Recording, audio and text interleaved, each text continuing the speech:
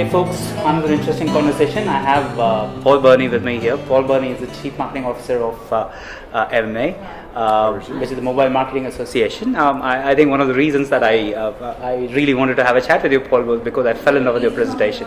Great insights and the great way you presented. So fantastic stuff. Very kind of you to say so. Thank you. Do you want to talk about MMA and the Charter for MMA? Sure, yeah. So the MMA is the global trade association for the mobile marketing industry. Mm-hmm. We have around 800 members around the world, member companies. And the mission of the MMA is to try to make mobile marketing indispensable to marketers. Mm-hmm. So we want to make it an indispensable part of the marketing mix. And by that I mean, every time a brand or an agency sits down to design a new campaign for a product or a service or a solution, there'll always be someone at the table who understands the role that mobile can play, mm-hmm. both standalone and integrated with other channels. So it's our goal, if you like, to help bring mobile to brands and agencies and make it work for them. Mm-hmm. And we do that in what we call 5 different ways that we call the building blocks mm-hmm. of the industry. Mm-hmm. So we work to promote mm-hmm. the industry. We work on education of brands and agencies. Mm-hmm. We work on measurement, metrics and insight to help people make their investment decisions. We work on guidance, if you like, creating the best practices and standards for the industry. Uh-huh. And we work on protection, so that's public policy, representing the industry to regulators and legislators. So all of the actions that we've got can be put into those 5 boxes.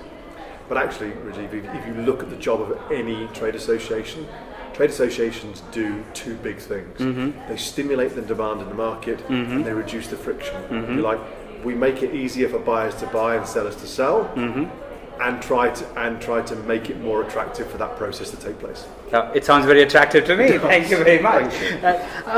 Just switching topics here, yeah. I think that's a great explanation for it. So what is the storyline in India? You know, how big are you already in this part of the world, and what are you doing? We have around 30 members here already represented, and that's a mixture of Indian-only companies who are working in this market on its own, and a few global companies that have a presence here as well. And it's early stages. I see. Mm-hmm. You'll have seen today that we announced the first official figures for the size of the market here mm-hmm. today. It's around $40 million a year, yes. with an expectation that it'll grow between 40 and 80% over the next 2 to 3 years. Mm-hmm. And that's the first time anybody's been able to quantify the size of the Indian market. So mm-hmm. it's early days. What I've noticed in my brief time here, a week here, is there appears to be a kind of 2-speed mobile marketing economy here in India. Maybe there's a 2-speed India, mm-hmm. but there's definitely a developed, highly developed market in some of the biggest cities mm-hmm. with a dense population of people who own smartphones, mm-hmm. who are using mobile internet, apps, every capability of a smartphone really. Mm-hmm. And then there's rural India mm-hmm. with a feature phone market. And actually the case studies that we saw today really reflected that. There was some amazing stuff from people, really exciting and innovative stuff in the app space and in the mobile internet space. Mm-hmm. But actually I was really excited by the things that people produced that helped them get to a rural economy. Mm-hmm. Particularly, there were a few case studies that talked about how do you reach an audience with sometimes low literacy rates, mm-hmm. Very, very low basic income levels, mm-hmm. but you can still reach them through mobile, whereas you couldn't get to them through any other channel. So I found that both the difference mm-hmm. and what I saw here incredibly exciting. Fabulous. One of the things, and that brings a nice segue into the next question really. Paul was a guy with the most claps for the videos that he had to present today. And there were a couple of videos that I was particularly impressed by. One was the Guatemala story, and the second one was the horror movie thing. Do you want to talk a little bit more about both of them? So the one from Guatemala, Guatemala, you would not expect it to be a kind of a center of innovation in mobile.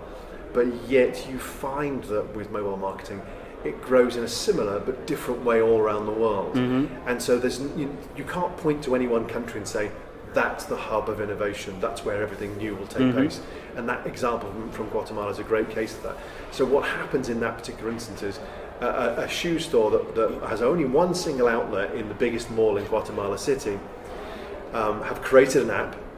That app has been downloaded by thousands of people who are into sneakers and mm-hmm. training shoes, who shop there. Mm-hmm. And then what they do is they use location-based technology to work out when any of their customers are actually thinking of buying a shoe in a competitor store. And then what happens is you immediately get an alert when you're in either the Nike or the Adidas store instead. How cheeky! And then they send you a time-based offer that literally runs out by the second. And so what you found is that people were running from one store to the next in order to get the maximum amount of discount they did. And the results were pretty phenomenal. You know, just in 1 week of running it, when they ran this campaign as a test, they, if you like, stole more than 600 customers from the other stores and brought them to their own.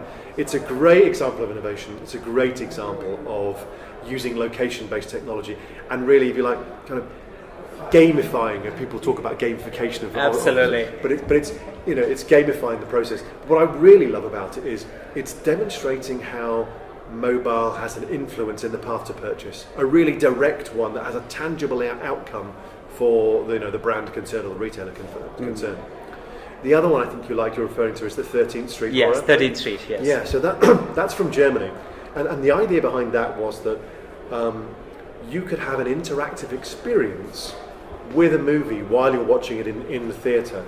So that during the movie, one of the characters in the film calls somebody at random in the audience. The audience have given up their mobile phone numbers beforehand, and the person in the audience sits and feels like they're interacting with the actress on the screen. So the actress will ask them the advice: should I go left? Should I go right? Should I go up? Should I go down? And then they use voice recognition, and then the movie. The movie has been filmed in multiple versions, and the version that you see is entirely directed by the person in the audience who does it. So cool. So it's a great kind of interactivity, completely different way of doing things. And actually the idea of it was to help build up people's brand awareness of a TV channel, a satellite TV channel that only specialised in showing horror movies. So this whole thing was about getting you to participate in a horror film. I'd love to see the Bollywood example. There's bound to be one. I'm sure we'll come up with something watching that. Perhaps, right? Last question, really, Paul. Clearly, your accent sounds Brit, so yes. You're presumably from that part of the world. Yes, a country that I spent 7 years in London. What drives you? What motivates you? Do you know what I love most about this job is actually getting to do things like I've done this week. Is if your only perspective on mobile is based around just one country, one set of things, then you can become an expert in mobile marketing in India, but you're really not an expert in mobile marketing anywhere else. And what I've managed to do in my time with the MMA, almost 5 years here, is I've been to every part of the world where the MMA operates. I've spoken at events in every one of our parts. Over the last 4 years, I've spoken at more than 200 events. Wow. To a combined audience of over 30,000 people in 36 countries. That's a lot of practice, folks. So it's a good practice, and a lot of the time you get invited simply because you've got an interesting job title. It's not necessarily because you're a great speaker, but you get an interesting job title. But what it has done is it has afforded me a different view on what works and what doesn't work, what's exciting, what's less exciting in mobile marketing all around the world.